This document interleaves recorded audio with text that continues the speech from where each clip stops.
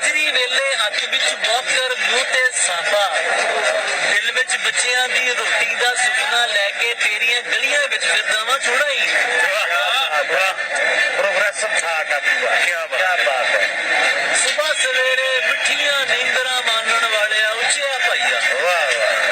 ਹਜਰੀ ਵੇਲੇ ਹੱਥ ਵਿੱਚ ਬੌਕਰ ਮੂੰਹ ਤੇ ਸਾਬਾ क्या बात है। ਦਿਲ ਵਿੱਚ ਬੱਚਿਆਂ ਦੀ ਰੋਟੀ ਦਾ ਸੁਪਨਾ ਲੈ ਕੇ ਤੇਰੀਆਂ ਗਲੀਆਂ ਵਿੱਚ ਫਿਰਦਾ ਵਾਂ ਚੂੜਾਈਆਂ।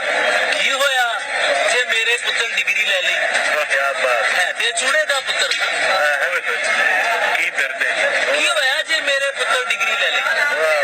ਹੈ ਤੇ ਚੂੜੇ ਦਾ ਪੁੱਤਰ ਨਾ। ਮੈਂ ਵੀ ਚੂੜਾ, ਮੇਰੇ ਧੀ ਪੁੱਤਰ ਵੀ ਚੂੜੇ। ਮੈਨੂੰ ਚੂੜਾ ਆਖਣ ਵਾਲਿਆ ਇਹ ਤੇ ਦੱਸ ਦੇ ਕੌਣ ਸੀ ਜਿਹੜਾ ਮਿਹਨਤ ਵਿੱਚ ਅਜ਼ਮਤ ਕਹਿੰਦਾ ਸੀ?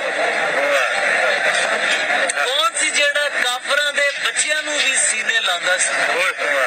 ਕੌਣ ਸੀ ਜਿਹਦੀ ਪਾਕ ਜ਼ੁਬਾਨ ਤੋਂ ਸੋਹਣੇ ਰੱਬ ਨੇ ਫਰਮਾਇਆ ਸੀ ਸਭ ਆਦਮ ਦੇ ਜਾਏ ਨੇ ਤੇ ਆਦਮ ਮਿੱਟੀ ਵਿੱਚੋਂ ਸੀ?